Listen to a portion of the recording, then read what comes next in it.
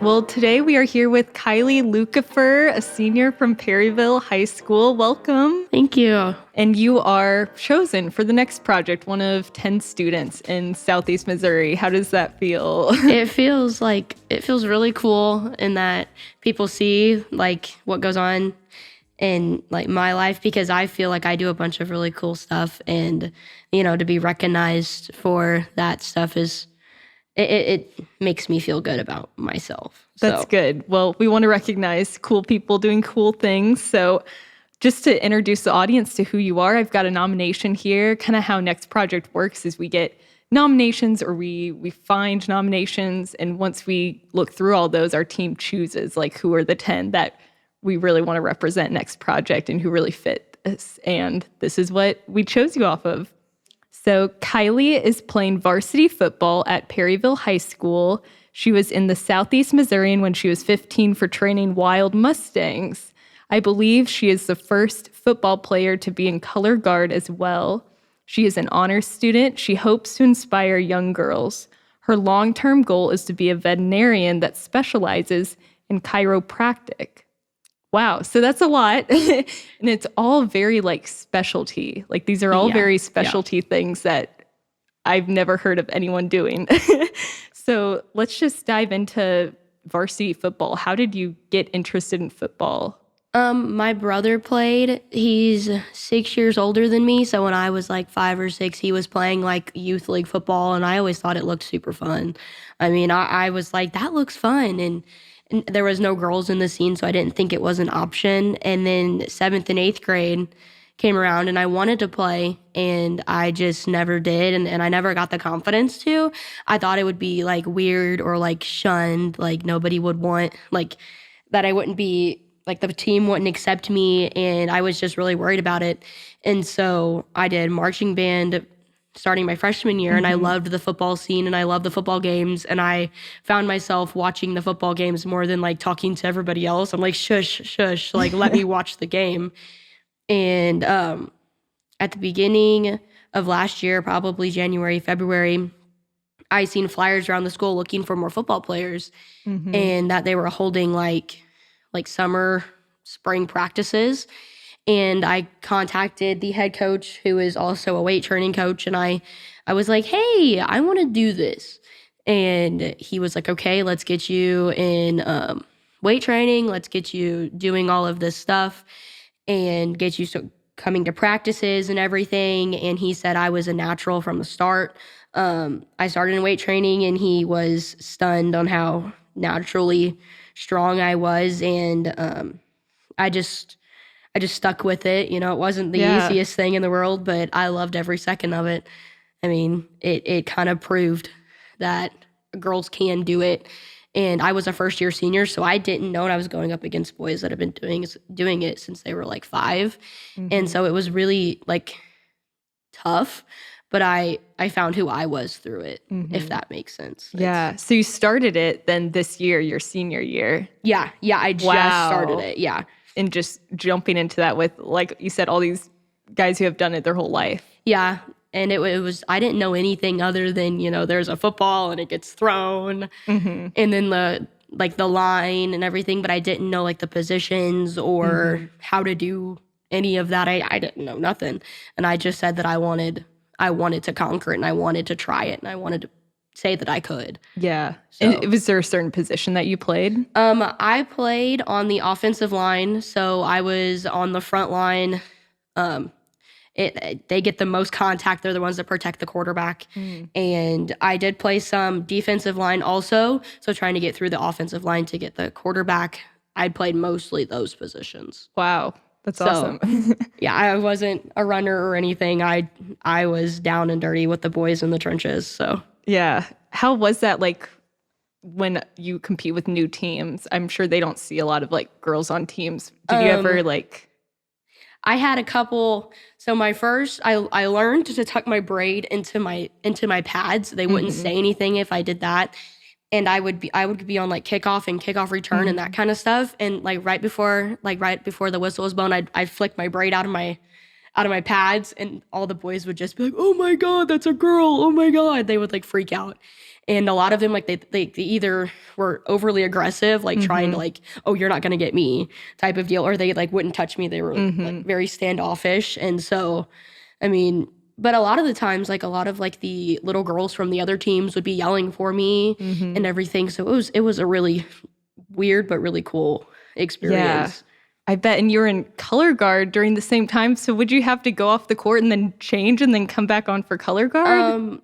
So at 2 minutes before halftime, I would go and I would have to strip out of my top pads, so my shoulder pads, and I'd take my helmet off, and then I'd run out, do color guard, and then put my pads back on, put my helmet back on to go back and do stretches and warm up for second half. That's what I would do. That sounds exhausting. It was, but it was totally rewarding. I loved every second of it. Yeah, that's amazing. And you did color guard then all 4 years of high school?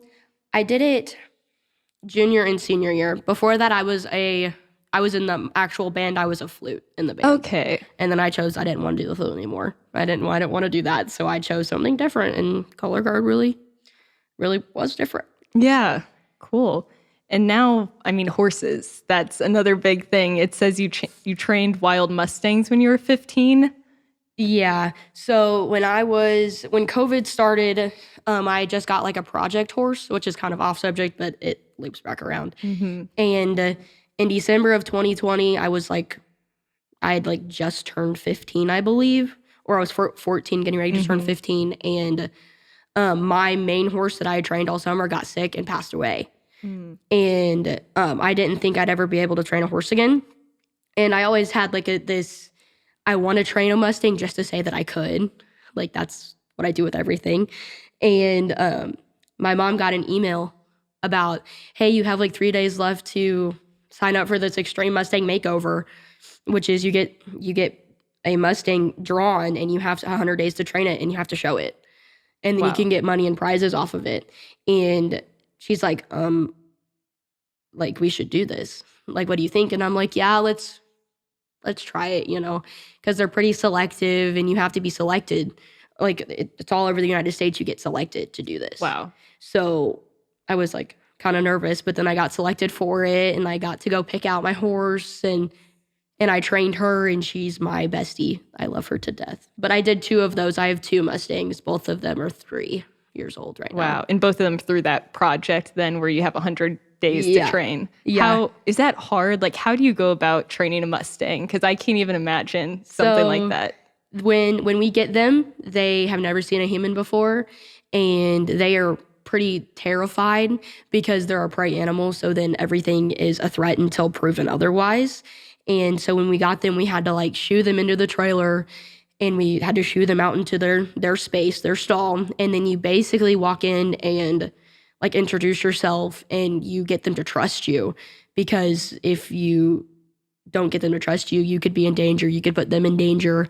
And it was difficult because you had to do everything from scratch. So from the first touch, getting the halter and leader up on to lead them around, you had to do that from scratch. You had to teach them how to lead, how to listen to pressure, how to trust you enough to walk with you, how to get them to understand that, hey, I'm not here to hurt you. I'm here to help you. And it was a lot of little steps then, like, and a lot patience. A lot of patience, because I'd take 3 steps forward and I'd push too far, and then she'd freak out, and I'd take like 10 steps back. Because it's hard to explain.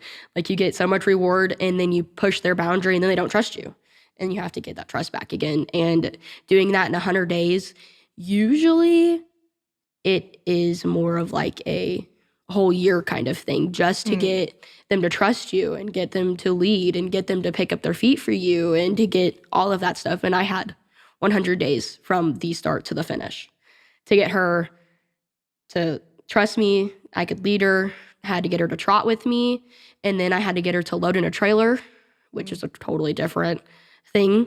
And then you had to get her to pick up her feet, and then you had to do a routine.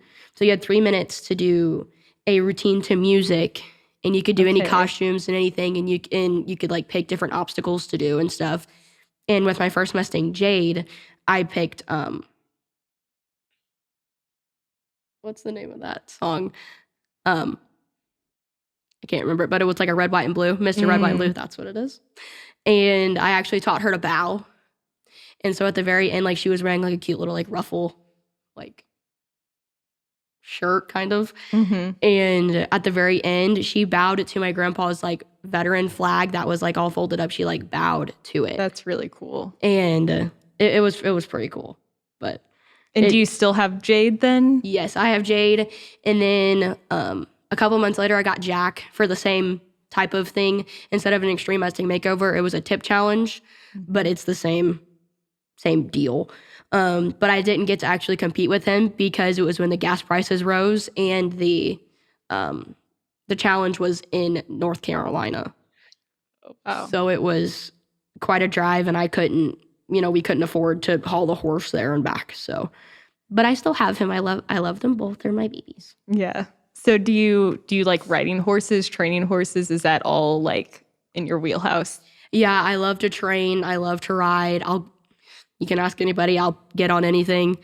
I'll step in a pen with pretty much anything, like I've probably scared mom more times than she'd probably like me to. But it's what I'm naturally good at. It's a natural talent that I can speak the language, and I've saved a lot of people from injury just by helping them with their horses or saving myself from injury for working with horses and things. So yeah. Wow. And I mean, going forward into your future, you're a senior this year. So I know you've talked about being a veterinarian. Is that something you want to go into? Yeah, I want to be a vet, and then I want to specialize in large animal. And then I want to go into equine, which is horses. And then I want to be an equine chiropractor. And then I also want to specialize in like equitaping, which is like KT taping, but for horses.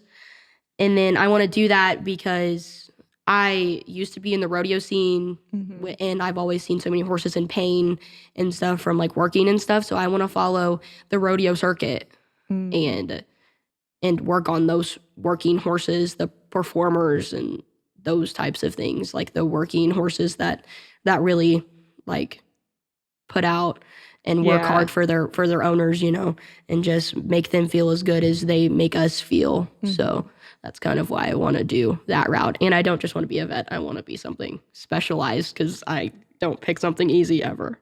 Yeah, sounds like it. So you want to kind of travel then with the rodeo and helping those horses just as the rodeo travels? Yeah, I want to pick one circuit a year. So I want to have my own veterinary clinic like on my ranch. It's a little bit of a big dream, but I know I can do it.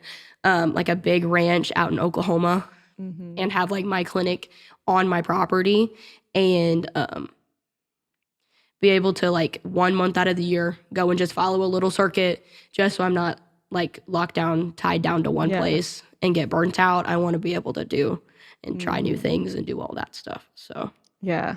Wow. And how many horses did you say you have? I have my 2 Mustangs, and then I have my first horse. She's still alive and with us. She's like 34 years old right now, which is very, very old for a horse. Yeah. They usually pass around 25 to 30, and she's like 34. She's still trucking. And then my mom has a Mustang, and we have a miniature mule. And then, but I take care of like 16 horses. That's like my aunt's horses, therapy horses that I help work with, and our lesson horses for the lesson kids and stuff that I help teach and stuff like that. So, wow. Yeah, it's a lot. So is that like your job then, is to go around and care for different people's horses? Or? Man, I wish. No, I work at Walgreens in Perryville. Gotcha. I am a cash register person. I do that 15 hours a week. And then when I'm not doing that, I go and I help feed and train. And I have a couple people wanting me to train and help with their horses. So I'll probably do those when I'm not working or anything. So. Gotcha. Sounds busy. I am very busy. Yeah. Do you have any other like hobbies or activities out of school that you enjoy besides horses, obviously? I know I like to paint, which is kind of, I like to do like pour paintings where you mix them all together and you pour them on and you move it so that it makes cool designs and stuff. And then I like painting like silhouettes and stuff. And then trying to think, because that fills my time. Yeah, so I'm usually sure. Yeah. I don't have time to do other things. But I do have I like shoe hunting. I love shoes. That's kind of my thing. Shoe hunt. What's that? So like I love looking at shoes. It sounds really weird, but like the shoes I have on right now, they're like blazers, like Nike blazers, and like I pick a pair, and if I want them, like I'll like go and I'll like try to hunt on the internet for them and do stuff like that. And like I've been hunting for these for like a couple months, and they just came in the mail today. So that's fun. but I do take interest in like shoes and looking and trying to put outfits together. But I wouldn't say I'm great at it, but I like doing it. No, that sounds like a fun pastime. This is something we've been kind of asking everyone. Do you have like a quote or like words of wisdom that you kind of live your life by or that inspire you? I have a couple. I have like let them, meaning like if they want to leave, if they don't want to be in your life, let them. And same with like if someone doesn't believe in you, let them. You do you. And then I have just do it for you. You don't have to prove it to anybody. You live through you and by you. All of my quotes are pretty much surrounding, you don't have to do it for anybody. You do it for you because you want to do it. And then I have the aim for the stars kind of deal. Yeah. I don't pick anything easy ever. That's awesome. Do you have anyone, like a person who inspires you? My mother. My mama is my best friend, and she like shows me how to be a good person and how to live life by like doing instead of like saying, like, and she was always very supportive of me trying all these weird things. And she's never once told me to lower my standards and lower my dreams. She's always told me, well, reach further, just keep doing it. And she inspires me just to be a better person, and she's my best friend. Oh, that's great. Yeah, that's really important, just to keep going and not doubt yourself. And that seems like something you've lived by with everything you do. Yeah. And is there any place you see yourself in like 10 years? Like, what is the ideal, or just in the future? What's your future dream? I know in 10 years I'll still be in school. Oh, yeah. To be a veterinarian, that's a long time. But I want to see myself as a independent woman who doesn't need anybody. And then I want to be able to do not as I want, but to be able to, if I want to do something, do it. And then I want to own land and have horses and, because that's what makes me happy. And then I would love to like be a coach for a football team at some point later down the road, just to help girls see that there is a place for them too. Yeah. So something along in that range. I know it's all over the place, but no, that sounds amazing. Yeah. Well, thank you so much for sitting down with me, Kylee. It was great to meet you. You're welcome. I wish you luck in all your awesome dreams and goals. Thank you. I appreciate it.